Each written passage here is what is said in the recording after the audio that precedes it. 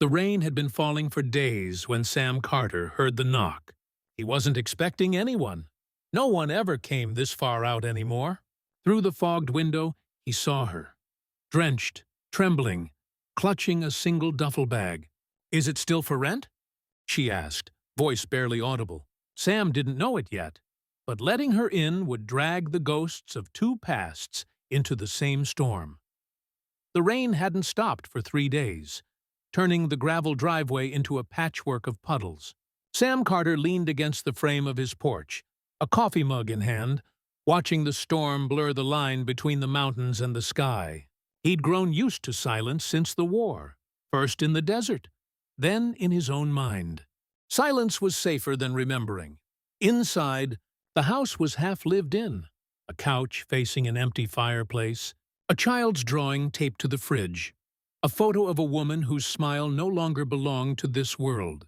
His daughter, Emily, was upstairs, reading to her stuffed rabbit. She was 7, all freckles and curiosity, too young to know that her father's heart was still somewhere overseas. He needed the money.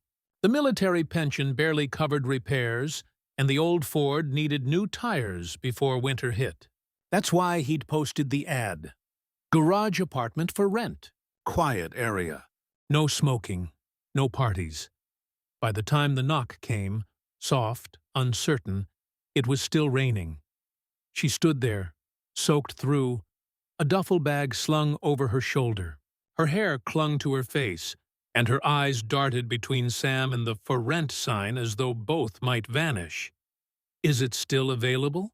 she asked, her voice almost swallowed by the rain. Sam nodded. "Yeah, come in before you drown." She hesitated, then stepped inside, dripping on the welcome mat. Up close, she looked younger than he'd expected, maybe mid-20s, pale from exhaustion, but there was something guarded in her posture, a stiffness that told him she wasn't just cold. "I'm Lily," she said. "Lily Grant. Sam Carter." He extended his hand, and after a moment, she shook it. Her grip was firm, like someone who'd learned to defend herself. He showed her the garage apartment, small but clean. A kitchenette, a couch that folded into a bed, a window overlooking the pines. "It's quiet," she murmured, setting her duffel down. "That's kind of the point," he said. She smiled faintly, but it didn't reach her eyes. "I'll take it." Over the next few weeks, life fell into a rhythm. Lily paid on time, kept to herself, and never brought anyone around. Sam heard her moving sometimes, soft footsteps, late-night pacing, but she never disturbed the peace. Emily, however, was fascinated. "Daddy, can Lily come for pancakes?" She'd ask every Sunday morning. Sam wasn't sure if that was a good idea. But one morning, Lily appeared on her own, drawn by the smell of butter and syrup. She offered to wash dishes, and before long, she and Emily were giggling over pancake shapes. Sam watched from the counter, feeling something stir in his chest, something he hadn't felt in years. He learned small things about her. She worked remotely, something with design. She liked chamomile tea and walked at dawn when the fog hung low over the fields. But there were things she didn't say, and Sam had learned not to press. He knew what it was to carry a past like a wound. Still, sometimes he noticed her flinch at sudden sounds. The way she locked her door twice every night. Once, he caught sight of a scar on her wrist when she reached for a mug. Then one evening, as Sam tucked Emily in, headlights swept across the window. A car idled at the end of the drive. He stepped onto the porch. The rain had returned, harder this time. The car's door opened, and a man stepped out, clean-cut, expensive jacket. The kind of confidence that came from believing the world owed him something. "I'm looking for Lily Grant," he said. "She staying here?" Sam's instincts flared. Years in uniform had taught him to read danger in posture, in tone. "Don't know her," Sam replied evenly. The man's smile didn't reach his eyes. "You sure about that, soldier?" Sam stepped closer.